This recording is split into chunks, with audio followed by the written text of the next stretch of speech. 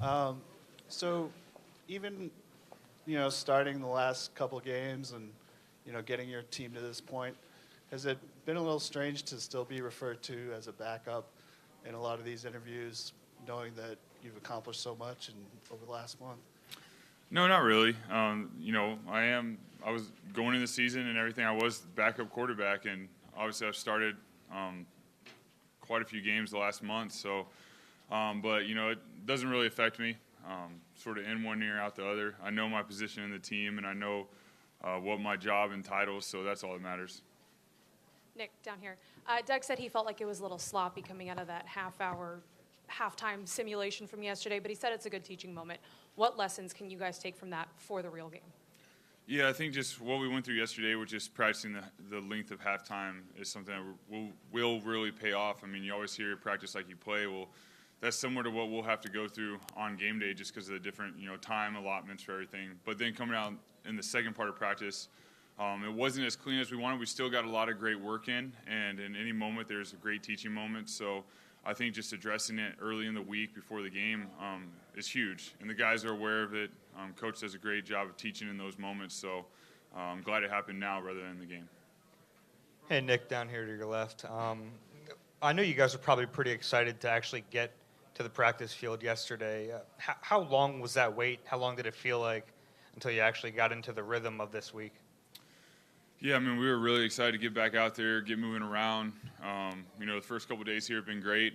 A lot of obligations, but we've enjoyed them. But just being back out there playing football, going through walkthroughs, that's what it's about. So just getting the work in. It took a little bit, getting warmed up, getting things flowing, but I felt like we got a lot of good work.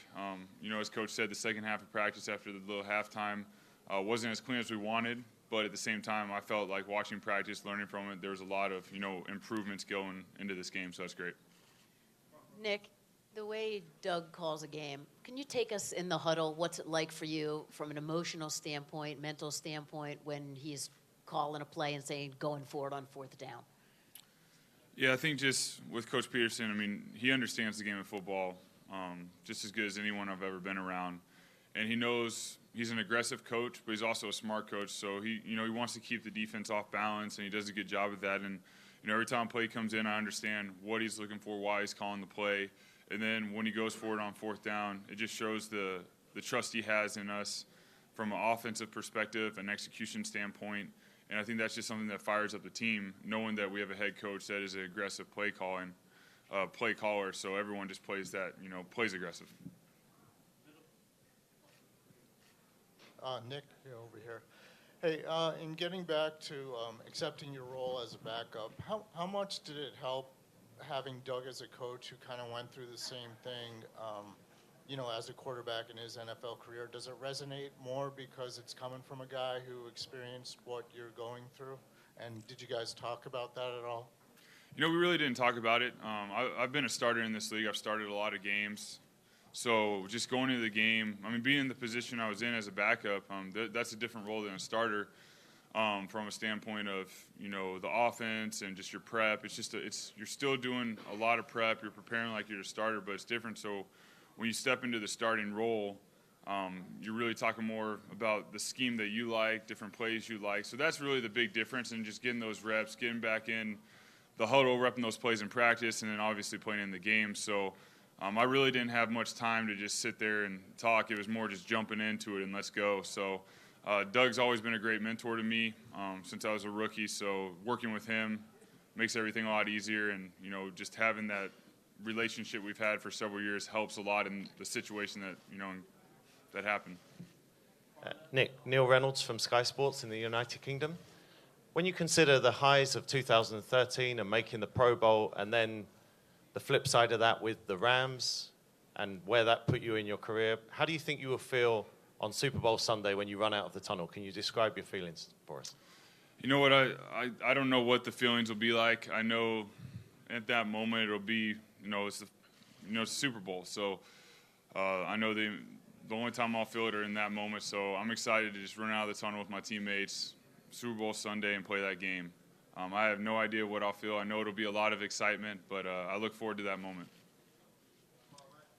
Nick, how has your relationship with Frank Reich changed since becoming the starter? And did he pass any suggestions on to you on how to handle stepping in for Carson, much like he had to do when he stepped in for Jim Kelly? Yeah, Coach Reich and I mean, we've had from the get-go when I came here, when I signed with the Eagles, we hit it off right off the bat. Just always had a strong relationship. When I was out for the preseason, there was, constantly talking, just building that relationship through practice. He had been in a similar role that I'm in. He also, I had talked a little bit the other day, he had gone through seminary and became a pastor and pastored for several years, and that's something that I want to do eventually, not become a head pastor, but maybe like a high school pastor just to help. In that way, that's been on my heart. So we were able to talk a lot about that because that's what he's done in his life. And then he came back and got into coaching. So from a relationship standpoint, him and I become really close. And then when the time came for me to go in the game, when you have that trust, that relationship, everything's just a lot easier. So he's been a huge influence on me this year, and I'm grateful that he's one of my coaches. Nick, asking some of your teammates to describe you, the word they used the most was chill. And if you are chill, how much has that served you in the biggest moments that you've played in? And how do you remain chill going into this, the biggest game of your life? Yeah, I think the big thing is, I'm no different than anyone else. These games, your body feels different things. You're going to feel all these emotions, these butterflies. That doesn't change. I think the big thing is you try to just simplify what's going on in your mind and slow it all down. And that's just in anything you do. If you can slow everything down and just have simple thoughts and just see everything more clearly, you make better decisions, you play faster. And for me, I'm just a much better player in those situations. And, the word that comes is chill, laid back. And that's just when I'm at ease and I'm just playing, I'm in the zone and everything's just moving, in a way that I can see it all. So that's probably where they get it from. Nick, you've played your fair share of night games, but this is still an unusual kickoff time. There's more in terms of pregame festivities and everything else. Have you figured out exactly how you're going to kind of pass the time, when you're going to be on the bus and all that stuff for Sunday, and kind of what's your schedule? Yeah, I'm always on the first bus, so I'll get there early, get the body warm, do my normal routine there, and then I'm going to try to keep it as normal as possible. There'll be a little bit more time pregame and halftime and everything, but I'm sure I can find things to do to keep my body warm, looking over the game plan and whatnot to prepare for this game, best of my ability. Justin Adams with Sports Spectrum. Going to the off season, you were about to retire, and then you went and prayed. You got into your prayer closet, and then you came back, you signed with the Eagles, and now you're here.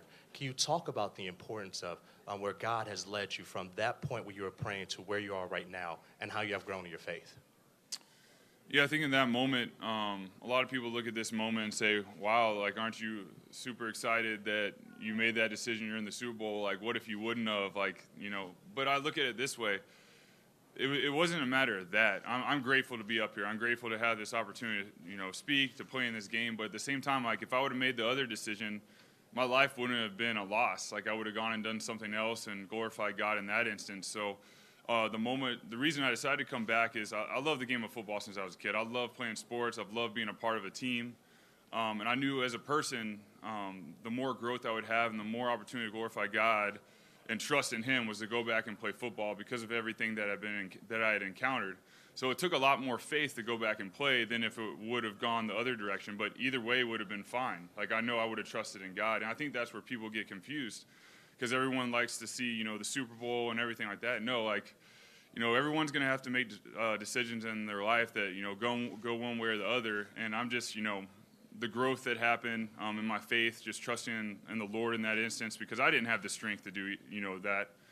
He gave me the strength to go through those moments through prayer, through studying the Word, through, my relationship with my wife and family.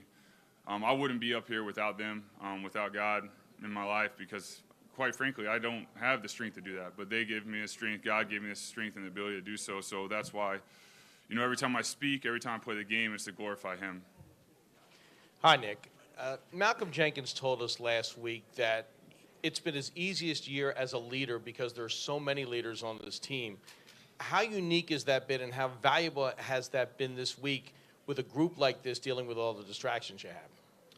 Yeah, that's a great question. Malcolm, he's one of the best leaders I've ever played with because it's so genuine. It's so much from the heart every time he speaks. is so impactful. The way he plays, the way he practices, the way he approaches every single day. But then there's also basically, the entire team that they do things accordingly. They work hard. The little attention to detail. They take pride in their work, whether it's a blocking scheme, running a route, adjustments on the route. For me, fundamentals. The coaches. We have the best coaches in the world. They give us these game plans, and they detail everything up to where they put us in positions where we know if we execute, good things are going to happen. And that's something that's really special. So it takes an entire group, an entire to create this atmosphere that we have. And it's really, a lot of fun to go to work every day. And in turn, it creates a lot of leaders to where you just have groups of them, and everyone's doing the right thing. And, it's pretty special. Nick, can you talk about your desire to be a pastor, and at what point did you did you come to that determination that you were called to do that? I think that's just something that the last couple of years, just through going to speak at FCA events or Athletes in Action events and just being around kids, it was just on my heart. And, it was something where I took a, leap of faith last year and, signed up to take classes in seminary and do that in the off season, because the off season there's a lot of downtime. So I wanted to be productive. I wanted to continue to learn and challenge my faith.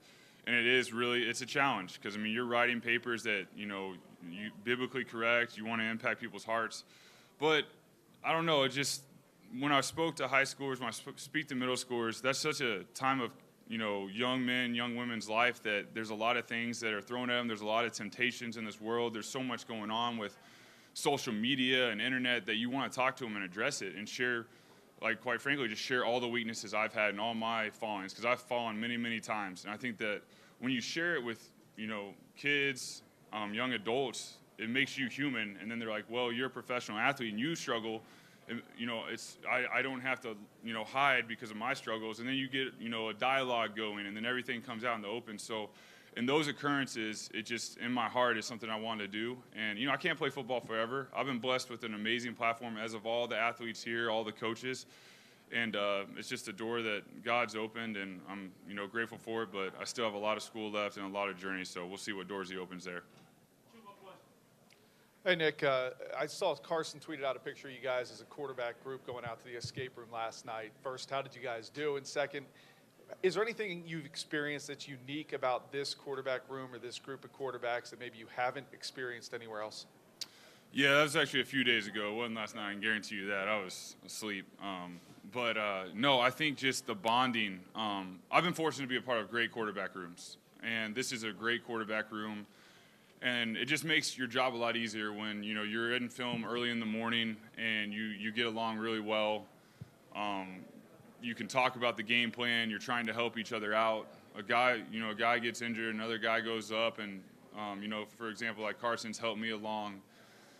That's something that's really special. And those are life relationships. Because once again, you can't play this game forever, and it would be a shame to play this game for several years and come away with, no strong relationships. So when you look back at the journey, and for example, when we won the NFC Championship a week ago, you have the trophy, you have the celebration, but for me and those guys, you look at all the faces of everyone you go to work with, and then, there's long days, there's grueling hours, and, you just enjoy it because you know the journey, you know the people you do it with, and, we have a great quarterback room that we've had a lot of work, and I've enjoyed it tremendously throughout this entire year.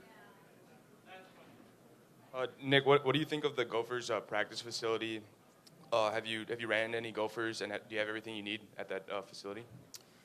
Yeah, the University of Minnesota facility has been amazing. They've been nothing but great. Just practicing in the new indoor facility. What a state-of-the-art facility. The locker room and everything about it is awesome.